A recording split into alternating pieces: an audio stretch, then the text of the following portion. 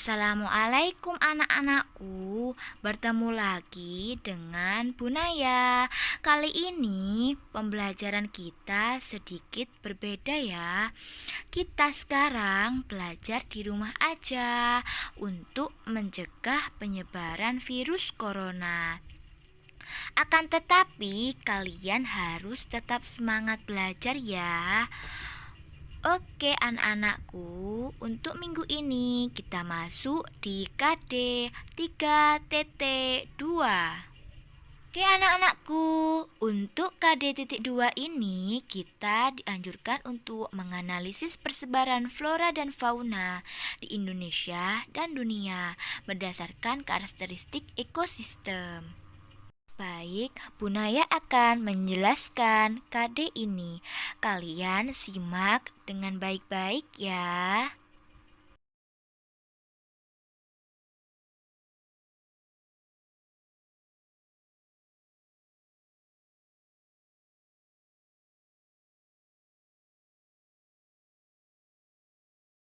Sebelum masuk di pembelajaran, Bu Naya mau tanya. Flora, menurut kalian itu apa sih? Sedangkan fauna itu apa sih?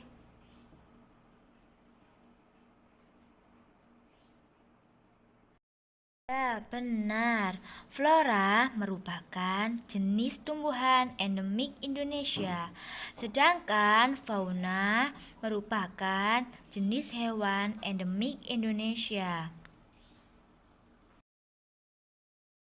Jadi begini ya anak-anak, Indonesia terkenal dengan negara kepulauan yang terdiri dari pulau-pulau besar dan kecil. Sudah tidak diragukan lagi jikalau Indonesia menyimpan kekayaan hayati di dalamnya.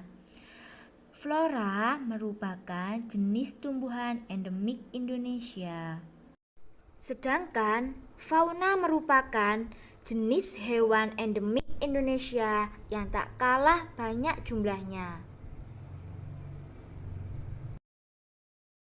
Perlu kalian ketahui anak-anak bahwa bisa dibilang suatu pulau atau provinsi di Indonesia pasti memiliki setidaknya satu flora atau fauna yang khas. Untuk mempelajari lebih dalam tentang flora dan fauna di Indonesia, berikut adalah flora dan fauna yang khas di Indonesia yang tidak akan Anda temukan di tempat lain. Di sini Bu Naya mau menjelaskan sedikit tentang letak geografis Indonesia. Letak geografis Indonesia yang sangat strategis ternyata tidak hanya berpengaruh pada sektor ekonomi saja anak-anak, tetapi letak geografis ini ternyata juga berpengaruh kepada kekayaan hayati di Indonesia. Termasuk juga sebagai faktor hayati di Indonesia, sebagai faktor yang mempengaruhi persebaran flora dan fauna. Kali ini, Bu Naya mau memberitahu apa sih faktor yang mempengaruhi persebaran flora fauna? Pertama, ada faktor iklim. Apa sih faktor iklim itu? Faktor iklim bisa disebut dengan faktor klimatik. Faktor iklim ini ada 5 faktor ya yang dapat berpengaruh terhadap proses persebaran flora dan fauna. Faktor yang pertama ada suhu. Setiap udara yang tidak sama, maka persebaran flora dan fauna juga tidak sama. Sumber panas utama bagi makhluk hidup tentu saja berasal dari radiasi matahari, baik secara langsung ataupun tidak langsung. Radiasi tersebut dipancarkan secara merata ke bumi. Akan tetapi karena adanya perbedaan lintang, derajat keawanan, dan juga ketinggian membuat suhu yang ada di berbagai tempat atau daerah menjadi berbeda. Oleh sebab itulah, berbagai jenis hewan dan tumbuhan akan beradaptasi dengan berbagai jenis keadaan lingkungan yang bisa disesuaikan dengan kemampuannya. Selanjutnya, yang kedua, ada kelembapan udara. Kelembapan udara merupakan banyaknya uap air yang terkandung dalam udara. Karena adanya perbedaan kelembapan udara inilah yang membuat tumbuhan akan terbagi menjadi 4 jenis. Pertama, dimulai dari xerofit, yakni tumbuhan yang beradaptasi dengan lingkungan kering. Lalu ada hidrofit, di mana tumbuhan ini dapat beradaptasi pada lingkungan basah. Yang ketiga ada mesofit, yakni merupakan suatu tumbuhan yang hidup di daerah lembab. Dan yang terakhir ada tropofit, yaitu hidup pada lingkungan yang berubah-ubah. Lalu yang ketiga ada sinar matahari. Sinar matahari ini juga dibutuhkan oleh tumbuh-tumbuhan sebagai sumber energi untuk melakukan fotosintesis. Sinar matahari ini merupakan energi yang memang menjadi sumber energi pada tumbuhan untuk melangsungkan hidupnya. Yang keempat ada angin. Angin juga sebagai media penyerbukan. Bagi tumbuhan, angin juga menjadi faktor yang sangat penting dan memiliki fungsi yang sangat penting tentunya. Angin sendiri dapat membantu dalam pembentukan karbon dioksida serta membantu memindahkan uap air yang diperuntukkan bagi kelembapan dari suatu tempat ke tempat yang lain. Yang kelima, ada curah hujan. Curah hujan juga menghasilkan karakteristik vegetasi dan juga menyebabkan perbedaan jenis hewan yang mendiaminya. Curah hujan juga menjadi bagian yang sangat penting untuk bertahan hidup. Perbedaan curah hujan yang terjadi di berbagai wilayah menghasilkan karakteristik dari vegetasi dan menyebabkan sejumlah perbedaan dari jenis hewan yang tentu saja mendiaminya. Ini juga disebabkan oleh adanya tumbuh-tumbuhan yang menjadi salah satu produsen bagi hewan. Yang kedua, ada faktor edafik atau faktor tanah, di mana tingkat kesuburan tanah berpengaruh pada persebaran tanah. Kondisi tanah yang secara langsung berpengaruh terhadap tanaman adalah kesuburan.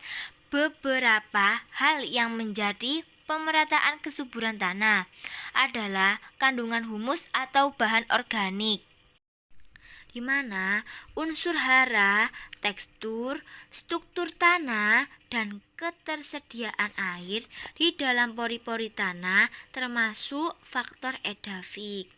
Faktor edafik juga mempengaruhi persebaran flora dan fauna. Jenis tanah, ketebalan tanah mempunyai sifat-sifat tertentu yang dapat mencerminkan ke dalam tanah dan kesesuaian tumbuhan tertentu. Edafik juga merupakan faktor persebaran flora dan fauna yang mempunyai fungsi sebagai media yang diperuntukkan bagi perkembangan tanaman. Ada 3 faktor fisik tanah yang dapat mempengaruhi faktor edafik. Pertama ada tekstur tanah.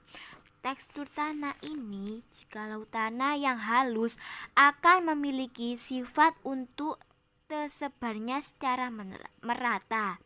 Tidak hanya itu, tekstur ini sulit menampung air sehingga membuat tidak disukai oleh tumbuhan. Yang kedua, ada tekstur tanah. Tekstur tanah merupakan susunan pengikat butiran-butiran tanah yang selanjutnya yang membentuk agregat tanah yang akan menghasilkan berbagai kemantapan bentuk dan ukuran. Sebuah tanah, jikalau tekstur tanahnya tersebut cocok, maka flora dan fauna akan mampu beradaptasi di lingkungan tersebut. Jikalau dirasa tidak cocok, maka akan mati. Yang ketiga, ada keasaman tanah. Tanah yang asam rata-rata tidak disukai oleh flora dan fauna. Tanah yang asam kebanyakan berkaitan dengan keberadaan unsur-unsur logam berbahaya yang tidak disukai oleh flora dan fauna. Yang ketiga, ada faktor topografik berkaitan dengan letak, lintang, dan relief. Ketinggian dan kemiringan permukaan tanah. Ketinggian suatu tempat erat kaitannya dengan perbedaan suhu, akhirnya menyebabkan kelembapan udara. Kemiringan permukaan tanah ini juga menjadi salah satu faktor topografik. Tanah yang miring biasanya memiliki jumlah flora dan fauna yang lebih sedikit daripada permukaan tanah yang rata karena air bergerak lebih cepat. Yang keempat, ada faktor biotik. Faktor biotik ini salah satu faktor yang meliputi berbagai jenis makhluk hidup, yakni ada hewan, tumbuhan, dan juga manusia. Manusia mampu mengubah lingkungannya guna untuk memenuhi kebutuhan bagi kehidupannya. Contohnya sederhana sekali anak-anak, daerah hutan akan dijadikan oleh manusia menjadi daerah pertanian dan perkebunan. Ini merupakan sebuah alih guna lahan untuk memenuhi kebutuhan manusia tersebut. Menurut buku Ensiklopedia Geografi 06, penerbit PT Lentera Abadi menyebutkan garis Wallace dan garis Weber. Garis Weber terletak di Indonesia sebelah timur, yakni Provinsi Maluku, Maluku Utara, Irian Jaya Barat, dan Papua. Sedangkan garis Wallace terletak di Indonesia Barat, yakni di Pulau Sumatera dan sekitarnya, Pulau Jawa dan sekitarnya, Provinsi Kalimantan Barat, Provinsi Kalimantan Tengah. Sedangkan peralihan yakni terletak di Indonesia Tengah. Di antaranya Indonesia Timur dan Indonesia Barat, Provinsi Kalimantan Timur, Provinsi Kalimantan Selatan, Bali, NTB, NTT, dan Pulau Sulawesi. Ini Bu Naya mau memberikan salah satu contoh dari flora dan fauna Pulau Papua. Di Pulau Papua, flora yang terkenal ada anggrek, ada rotan, ada samin, bambu, cendana, sagu, damai, dan baku. Sedangkan fauna yang terkenal yakni cendrawasih, biawak, bajing, kuskus, kanguru, dan buaya. Pulau Kalimantan termasuk golongan Indonesia bagian tengah. Kali ini, flora dan fauna yang khas dari Pulau Kalimantan yakni ada anggrek hitam, bunga katsuari, dan tenggaring. Sedangkan fauna yang terdapat di Pulau Kalimantan ada kuau Melayu, enggang gading, besut mahakam, dan bekatan. Pulau Jawa ini termasuk golongan Indonesia bagian timur.